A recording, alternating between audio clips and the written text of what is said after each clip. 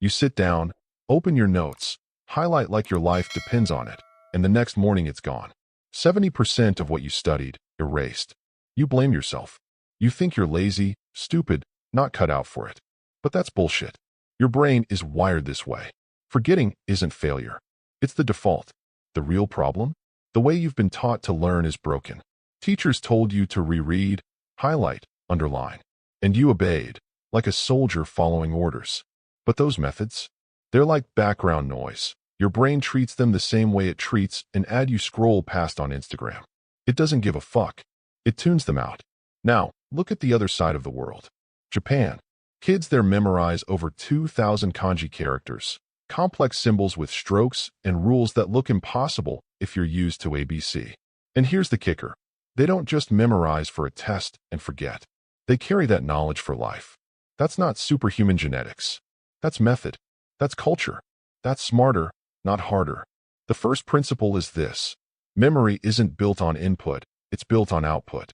You don't get stronger by watching someone else lift weights. You get stronger when you push the bar off your chest with shaking arms and a pounding heart. Knowledge works the same way. Reading isn't enough. Highlighting isn't enough. You need to pull information out of your head. That's when the neural pathways light up. That's when your brain decides, this matters, let's keep it. Think of a Japanese student grinding kanji. They don't just stare at the character. They write it, stroke by stroke, again and again, testing themselves, forcing recall.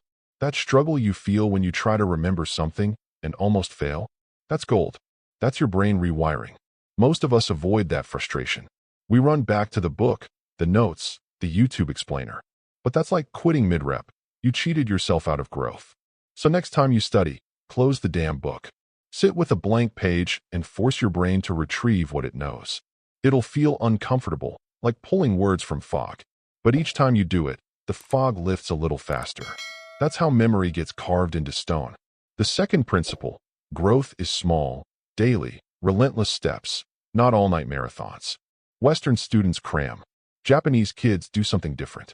They follow systems like Kumon, simple worksheets, tiny steps, done every day. At first, it feels laughably easy. Then, over months and years, those steps stack into mastery. It's like the gym again. You don't bench 300 pounds on day one. You start light, rep by rep, consistent. In learning, the heavy weights are exams, big projects, career tests. But the way you prepare isn't cramming under pressure. It's daily micro-practice. 10 minutes, 20 minutes. The discipline is more important than the volume. Here's the truth. Your brain isn't built for binges. It thrives on rhythm. It wants repetition, daily signals that knowledge is important. That's why the kid who studies 30 minutes every day smashes the kid who studies 10 hours the night before. Not because they're smarter, but because they built momentum. Consistency compounds. Principle 3. Timing matters more than intensity. Ever wonder why you forget so damn fast? It's because of something scientists call the forgetting curve. Imagine a graph that nosedives within 24 hours. That's your brain dumping irrelevant data. But here's the hack. If you review the material right before you're about to forget it, the curve resets. You reinforce the memory, and it lasts longer each time. Think of it like watering a plant. Pour a gallon of water once and walk away. It'll die. Drip a little water consistently, just before it dries out. That plant thrives. Learning is the same. You don't need endless study marathons. You need spaced hits. Day 1, then 2 days later, then a week, then a month. Each review is a pulse that says to your brain, keep this. Japanese students don't wait until the night before the exam. Their systems are designed to space out practice, to keep knowledge alive long-term. That's how they can remember kanji decades later. Meanwhile, you cram calculus once and can't remember shit today. And let's be honest, you've experienced this outside of school. Think of your favorite song lyrics. You didn't study them. You heard them spaced out over days, weeks, months, in the car, at parties, on repeat. And now you can spit them out without thinking. That's spaced repetition in action. You already know it works. You just never applied it deliberately to learning. Principle 4. Focus is a state you train, not a miracle that appears. We live in distraction hell. Phones buzzing, feeds refreshing, attention ripped apart every 2 minutes. You think you have ADHD. Maybe you do, maybe you don't. But for most people, The truth is simpler. You've trained your brain to be scattered, and you can retrain it. In Japan, students practice something called su. It's not magic. It's ritual. They sit in a dedicated space, maybe use the same pen, the same desk, the same candle. Those little cues tell the brain, it's time. Over time, their mind learns to drop into deep focus faster. You can do the same. Build rituals. Create a study cave. Remove distractions like your life depends on it. Because it does. Focus isn't about grinding harder. It's about telling your brain, this is sacred. Make your learning environment a place where your mind has no choice but to lock in. Treat it like training. Every time you fight distraction and pull yourself back, you're doing mental push-ups. Over weeks, your attention span grows. You become dangerous, not because you're smarter, but because you can hold your mind on one thing while everyone else is drowning in notifications. Here's the last principle. Learning isn't an event. It's a lifestyle. And that's where most people fuck up. You treat learning like a one-night stand. You cram. You pull an all-nighter. You pray for a miracle during the test. And then you ghost the knowledge as soon as it's over. That's why nothing sticks. That's why you're always starting over from zero. But look at the Japanese approach. Learning is woven into their daily rhythm. School meals are planned for growth. Routines are consistent.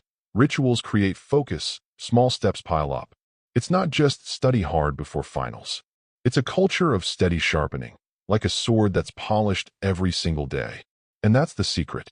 Not intensity, but identity. Ask yourself, do you see yourself as a crammer or as a learner? Because those are two different lives. One burns out, the other compounds. One is built on panic, the other on purpose. You already know this from your own life. Think about video games. You didn't get good at your favorite game because you read the manual once. You played it daily, failed, retried, leveled up. Think about sports. You didn't sink shots because you binge practiced one weekend. You practiced after school, every damn day for years. Real mastery never came from cramming. It came from lifestyle. So why the fuck would you treat your brain differently? If you want to be dangerous in this world, not just pass exams, but dominate your career, build wealth, create freedom, you need to rewire how you think about learning. Not as some burden that ends after graduation, but as the daily oxygen that fuels your future. And here's the brutal truth. Most people won't do it. They'll nod. They'll like the video. They'll think it sounds smart. Then they'll go back to scrolling, to procrastinating, to forgetting. That's why they stay average. But you're here because some part of you refuses to accept that. You're tired of wasting time. You're tired of feeling stupid when you're not. You're tired of being chained to the same broken methods that make you study twice as long and remember half as much. So what now? Stop worshiping the grind and start respecting the system. Build recall into your study. Break your knowledge into small, daily reps. Space your reviews like watering a plant. Build rituals that train your brain to drop into focus. And most of all, make learning part of who you are, not something you occasionally do. Imagine this. You, 6 months from now, you walk into a test, a meeting, an interview, and instead of panic, your brain delivers. Calm, sharp, locked in. You don't forget. You don't freeze. You fucking own it. That's not luck. That's not talent. That's you rewriting your brain's operating system day after day. And you don't need to wait 6 months to feel it. You'll notice in weeks. The first time you recall an answer without notes. The first time you explain something to a friend and realize you didn't even need to look it up. The first time you sit down to study and actually focus without a war inside your head. Those are the wins that tell you the tide is turning. But here's the warning. Time is ticking. Every day you waste on broken methods is another day you fall behind. The world is moving faster. Knowledge is compounding. The people who know how to learn, really learn, will own the future. The ones who don't will drown in it. So which side do you want to be on? You don't need a genius IQ. You don't need perfect discipline. You don't need to suffer through endless nights of cramming. You need a system. You need daily commitment. You need to give a fuck about your future enough to actually change how you learn. The Japanese figured it out centuries ago, not because they were chasing life hacks, but because they understood something fundamental. Mastery isn't about talent. It's about rhythm, ritual, respect for the process. And that's available to you, right here, right now. So take a step, a small one. Today, close your book and try recall instead of rereading. Review your notes tomorrow instead of next month. Light a candle, set up a ritual, and tell your brain this moment matters. Whatever it is, start. Because the difference between who you are now and who you could become isn't knowledge. It's habits. It's identity. It's the decision to stop cramming and start becoming. So I'll leave you with this. Are you going to keep letting your brain leak out everything you study? Or are you finally ready to take control of the one thing that decides everything else in your life? Your mind? Your move?